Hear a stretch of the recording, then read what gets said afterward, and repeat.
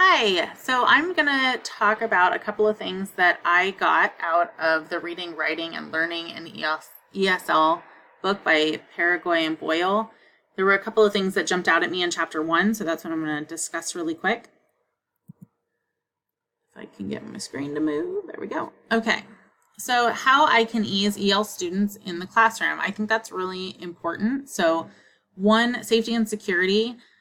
Having a buddy system, where I might not use that term in high school. I think it's important that the student has somebody that they can look to for help, to learn, the different aspects of the classroom and what's expected of them, preferably somebody that speaks their home language. Also, to follow a predictable classroom routine. I think that's really important. I'm a structure kind of person, so I do much better when I know what's expected of me and what's coming next, and I can see how somebody who doesn't know the language that's being used in the classroom might really find that as a helpful tool.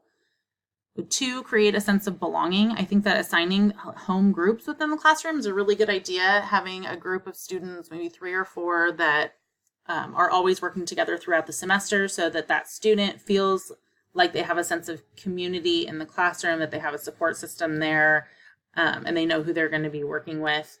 Also, to seat the student in the middle or towards the front of the room, so they're not living on the periphery of the classroom. They feel like they're a part of things, at least a little more so than they would be sitting on the outside.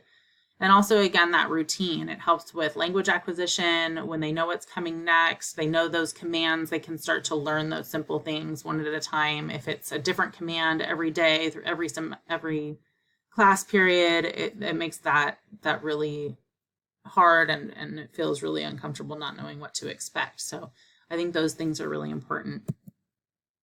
Also, classroom involvement, and I hadn't really thought about this, but that culture affects behavior in classroom, not just language. So even if the student does have some knowledge of English, there are still other things about culture that may affect their involvement in the classroom.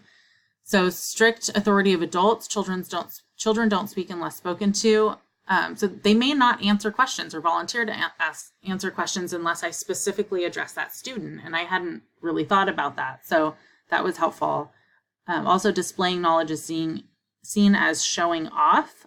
So that student may very rarely speak out in classroom because they don't want to be a show off. It's not that they don't know the answer. It's not that they don't want to participate.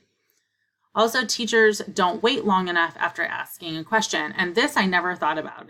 Growing up in California, in the United States, when a kid knows the answer, they shoot their hand up as fast as they can, and they want to be called on. And some students, that's not what they're used to. So I think it's important to give them a little bit more time, and I'm glad that was pointed out, so that more kids have the opportunity to participate and feel like their input is valued.